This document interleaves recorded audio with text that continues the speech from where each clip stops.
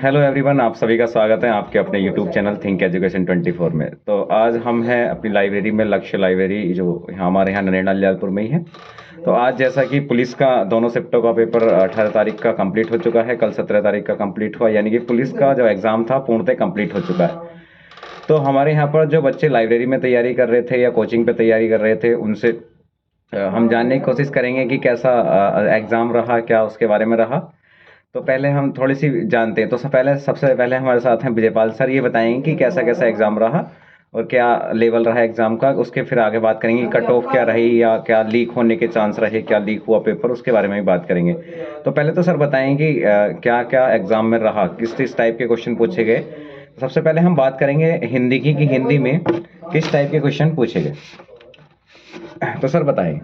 जिसने थोड़ी सी भी तैयारी की होगी हिंदी में 30 और 35 के बीच करा होगा प्रत्येक स्टूडेंट ने।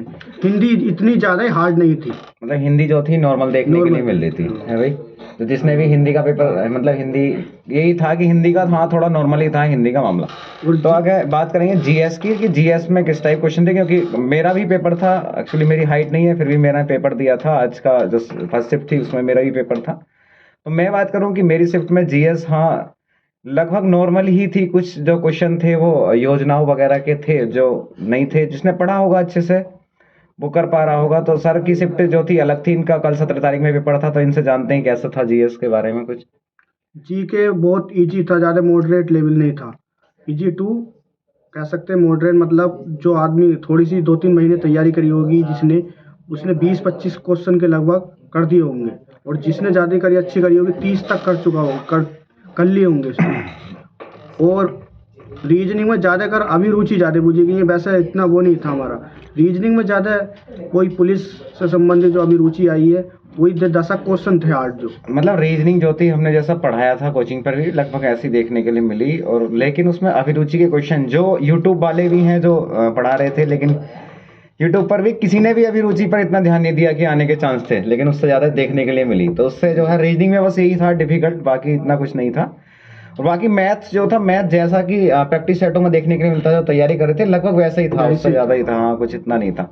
लेकिन आज हम बात करेंगे, क्योंकि कल के पेपर की तो कुछ ज़्यादा नहीं था, लेकिन आज का जो पेपर हुआ है 18 तारीख का सेकंड शिफ्ट, उसमें आ रही है कि वो बहुत ज़्यादा वायरल हुआ है। उसमें जो लीक होने की जो प्रबल संभावनाएं हैं, प्रबल क्या, वो सबको ही पता चल चुका है कि सबके मोबाइल व्हाट्सएप पे ज़्यादातर खबर सुनने में आ रही है कि सबको वायरल हुआ था।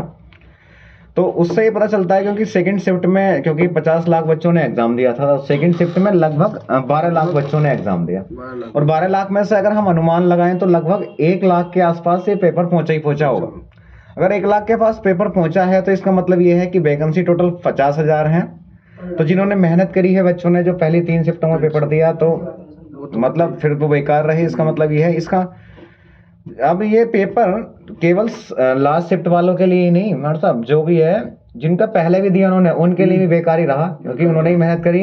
अब 1 लाख बच्चे तो वही हो जाएंगे जिन्होंने सेकंड शिफ्ट वाला था, वही बेकार हो जाएंगे सब। तो ये रहा है। अब सब बच्चे बिल्कुल परेशान हैं, सब डिप्रेशन में जा चुके हैं, जो भी जिन्होंने मेहनत से तैयारी करी है। क्योंकि अब जो बच्चे लाइब्रेरी में रात को जग जग के तैयारी कर रहे थे पूरी पूरी रात, तो वो उनके लिए ये है। तो मैं यही गुजारिश करूंगा सब यूट्यूब चैनल वालों से भी कि इसके लिए एक मुहिम चलाई जाए, कुछ ना कुछ किया जाए, ताकि बच्चे डिप्रेशन में न जाएं, कुछ ऐसा कदम ना उठाएं कि जिससे फिर आगे सरकार को भी इसका भारी नुकसान उठाना पड़े। तो मैं यही कहना चाहूँगा। वैसे और भी स्टूडेंट हैं ये जो आपको दिख रहे होंगे, सभी इनके पेपर थे लगभग इनके। तो मैं पूछना चाहूँगा राजेंद्र, आपका कैसा रहा? मतलब क्या पेपर लीक होने की बात आई सेंटर पे कुछ की? लीक होने की बात तो आई है ना, पेपर देखने के लिए मिला हो आपके आसपास वाले कुछ स्टूडेंट? हाँ, तो यही देखने के लिए मिल रहा था शायद सभी। कौन सी शिफ्ट में था तुम्हारा पेपर? दूसरी शिफ्ट। आज मतलब कौन सी तारीख की? 18 की दूसरी में था। तो पेपर तो वैसे मॉडरेट ही था, लेकिन जो नॉर्मल था, लेकिन जिन्होंने लीक हुआ हो तो वो तो पूरा ही पेपर कर पाएंगे। सही बात। यानी कि 150 में से 150 लगा रहे हैं। चाहे मेहनत करने वाला कितना भी है वो नहीं लगा सकता उतना। मेहनत करने वाले से छोटे जाते हैं, चाहे कितनी मेहनत कर लो। जीएस में भी वो पूरा लगा ही नहीं सकता, है ना। जीएस कैसे लगा देगा, चाहे कितना भी है, चाहे टीचर भी क्यों नहीं है वो, फिर भी वो नहीं लगा सकता। लेकिन जिसका लीक हुआ है पेपर, वो तो पूरे में से पूरे। अरे ऐसे 1 लाख बच्चे हैं देखने में, अनुमान तो लगभग। तो ये भाई बहुत बड़ी 3 शिफ्टों वालों को तो बहुत नुकसान हुआ है। हाँ, जो पहली सेकंड 17 की पहली सेकंड थी और 18 की पहली है, उन्हें तो बहुत ज़्यादा नुकसान हुआ है। तो अब ये है सबसे बड़ा मुद्दा। अगर इतनी बड़ी वैकेंसी जो 60,000 वैकेंसी थी, अगर बोस में इतना ज़्यादा धांधलेबाजी का मामला सामने आया है, तो छोटी छोटी वैकेंसियां हैं, 4-5 हज़ार वैकेंसी आने वाली हैं या आएंगी, तो उसमें हम कहेंगे कि वो तो सारी की सारी मतलब लीक होने के चांस हैं उनके। तो फिर तो बच्चे इस डिप्रेशन में ही जा रहे हैं। हम सभी कुछ सवाल पूछ रहे हैं कि क्या हम आगे तैयारी करें या सर नहीं करें। तो उन बच्चों को हम क्या कहें कि तैयारी करें या नहीं करें कि आगे, क्योंकि अभी सुनने में आया कि रेलवे की जैसे 3-4 हज़ार वैकेंसी या 8-9 हज़ार के करीब टेक्नीशियन की वैकेंसी आ रही है, और वो तो केंद्र लेवल पे मामला है उसका। यहाँ तो चलो यूपी की बात थी, और यूपी में 60,000 वैकेंसी थी, जबकि पिछली बार भी एनटीपीसी में करोड़ों फॉर्म बदल गए थे, लगभग 1-1.5 करोड़ के आसपास फॉर्म। अब 1-1.5 करोड़ फॉर्म है, 9,000 वैकेंसी, तो ऐसे भी वहाँ पर भी मुझे लगता है कि ऐसे कुछ सेटलमेंट देखने को मिलेंगे कि 9,000 तो फिर वो आने वाली है नहीं। जब इतनी बड़ी वैकेंसी पर ही कुछ नहीं हो सकता, तो आगे की कोई उम्मीद नहीं लगाई जाएगी, फिर तो बच्चे तैयारी करना ही छोड़ देंगे। तो मैं गुजारिश करूंगा यही सब यूट्यूब वालों से, जितने भी बड़े बड़े चैनल हैं उनसे, कि इसको संगीन तरीके से जो भी ये है उसे सामने लाया जाए, उसकी जांच बैठाई जाए, कुछ ना कुछ किया जाए, ताकि बच्चे डिमोटिवेट ना रहे, आगे अपनी तैयारी में रहें। ठीक है, तो मैं सभी से यही गुजारिश करूंगा कि इस वीडियो को जितना भी हो आगे तक फैलाएं, जो कि सब तक ये वीडियो पहुंचे, और सब आगे तक सब यूट्यूब चैनल वाले भी इसको आगे तक लेके जाएं। ठीक है, तो सबके लिए यही एक संदेश था इस वीडियो में। Thank you everyone, thank you.